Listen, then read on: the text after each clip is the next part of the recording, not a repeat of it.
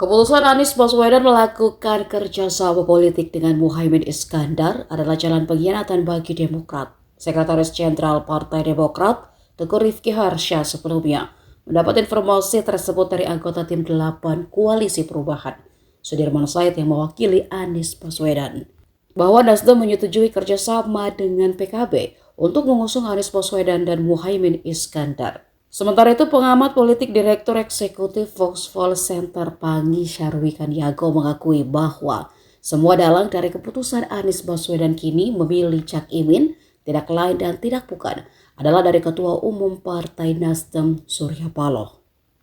Ya, ideologi mazhab Demokrat itu adalah AHY sebagai cawapres, Pak. Mau dimanapun kalau AHY ada peluang cawapres, AHY juga Demokrat akan migrasi, akan minggat, akan meninggalkan koalisi manapun. Selamat malam, Tribuners. Bersama dengan saya Nila Irda, malam hari ini dalam Bincang Tribun. Hari ini, atau tepatnya malam ini, sedang ada perbincangan ini di kancah politik yang mana sepertinya ada sedikit hal yang bergoyang di koalisi partai, yang mana baru saja Demokrat ini mengumumkan adanya sinyal begitu ya bisa saya katakan soal adanya pengkhianatan di koalisinya. Untuk membahas lebih lanjut terkait hal ini saya sudah tersambung Tribuners dengan pengamat politik ini juga Direktur Eksekutif Foxpol Center. Ada Mas Ipang yang sudah bergabung di sebelah sana dengan Zoom bersama dengan kami. Selamat malam, Mas Ipang. Malam, Mbak Nila. Baik, Mas Ipang, saya mau langsung saja. Ini baru saja di media sosial sepertinya sedang ramai karena unggahan dari Partai Demokrat yang menyebut adanya pengkhianatan begitu. Berkaitan soal bakal calon wakil presiden, disebutkan bahwa harusnya Anies Baswedan ini berpasangan dengan AHY, Agus Harimurti Yudhoyono, tapi di menit-menit terakhir justru kabar yang ada adalah Anies Baswedan ini bergabung atau akan berpasangan dengan Caimin dari PKB. Awalnya terlebih dahulu bagaimana respons Mas Ipang sebagai pengamat politik melihat hal ini? Ya, pertama begini Mbak Nila, kita nggak terlalu kaget ya, karena memang ya politik kita ini kan ada daya kejut ya, selalu ada the power of kepepet itu, atau istilahnya itu saya sering katakan dalam politik itu ibarat cuaca. Cuaca itu kan kadang ekstrim ya, susah diprediksi ya. Jadi seperti mendungnya di Depok, tapi datang angin hujannya bisa di Jakarta Selatan. Jadi kita bisa bayangkan ya, inilah demokrasi kita yang AHY Anies itu sudah terpasang balihonya di mana-mana ya. Kemudian bahwa Anies AHY adalah pasangan ideal, kemudian Anies AHY adalah pasang koalisi perubahan dan seterusnya. Betapa sering intensnya pertemuan Anies dengan AHY, betapa ada tim 8, tetapi ternyata di dalam politik inilah wajah politik kita. Ada yang sebagian orang terkaget, terutama orang Demokrat, tapi kalau kita sebagai pengamat, ya ini hal-hal yang lumrah dalam politik. Politik itu adalah sesuatu seni ketidakmungkinan gitu, dan ini yang terjadi hari ini. Yang kedua adalah Mbak Nila, saya mencermati apa yang terjadi hari ini adalah inilah model politik kita, bahwa koalisi kita memang cenderung mencari titik pertemuan persamaan kepentingan, itu yang dicari dalam politik. Jadi sulit kita mengatakan dalam politik kita itu adalah basis koalisinya karena ideologis, basis karena programatik, atau lebih cenderung memang koalisi kita adalah mencari persamaan kepentingan yang titik temunya ada. Nah, mungkin PKB dengan Nasdem dan termasuk dengan PKS ada titik persamaan kepentingan yang ketemu, klik di situ.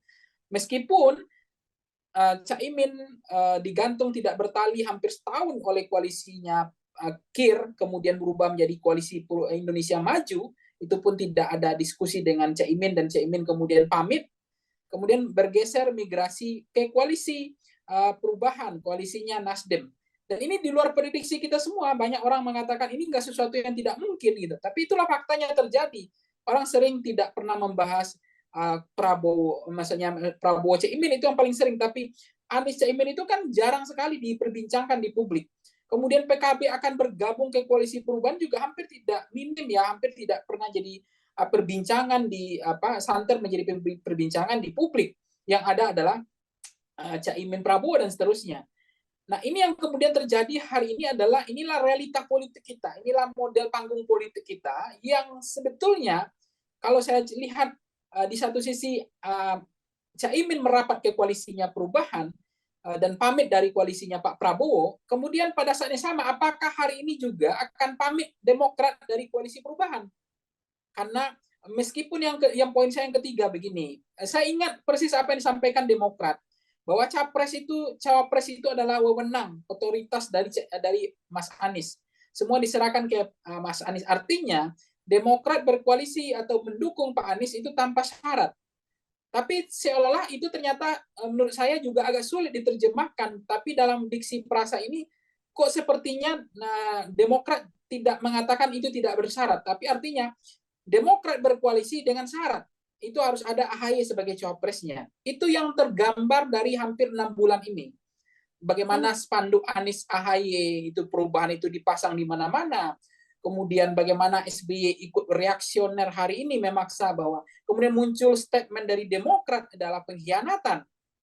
Kemudian SBY bicara tentang koalisi perubahan. Hilanglah semangat perubahan.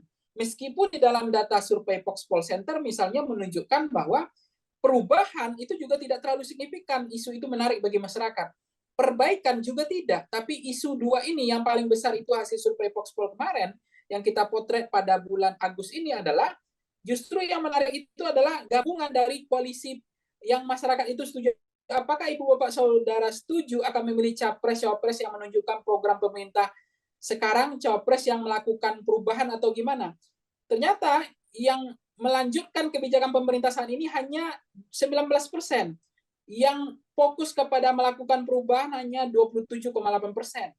Kemudian yang melanjutkan dan melakukan perubahan itu 40,8%. Artinya pemilih kita juga cenderung hari ini moderat gitu. Justru mereka lebih tertarik adalah isu perubahan dan keberlanjutan. Jadi mereka juga tidak mau ekstrim terlalu perubahan atau ekstrim hanya kelanjutan. Tapi dua ini, kombinasi ini yang trennya disukai, disenangi masyarakat.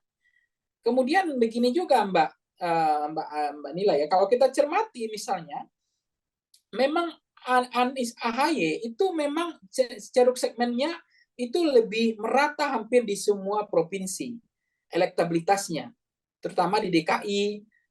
Relatively memang hampir sama dengan basisnya Anies, itu problemnya.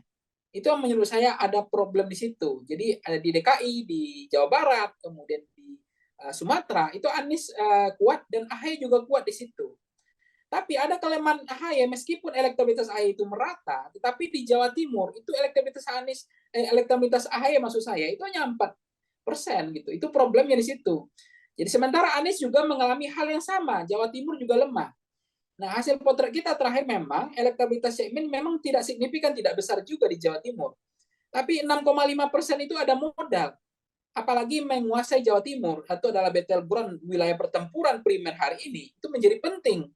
Karena untuk Jawa Tengah ini sudah hampir tutup mata, sudah closing, hampir tutup buku, itu udah susah karena di situ ada Ganjar. Orang Jawa Tengah cenderung primordialis, Jawa Tengah itu cenderung ke Ganjar, itu susah. Nah, Jawa Timur tentu adanya modal NU-nya, ada PKB-nya, dan ngerti betul Caimin bagaimana membuka gembok di Jawa Timur ini. Bagaimana, karena pendekatan kampanye di Jawa Timur itu tidak bisa pendekatan kampanye konvensional, harus ada maintenance, harus ada pendekatan wabil khusus. Jawa Timur itu cara pendekatannya masuk ke NU-nya, masuk ke ulamanya, masuk ke kiainya itu nggak bisa sama dengan pola-pola model pendekatan skema-skema pendekatan di basis-basis wilayah lain gitu.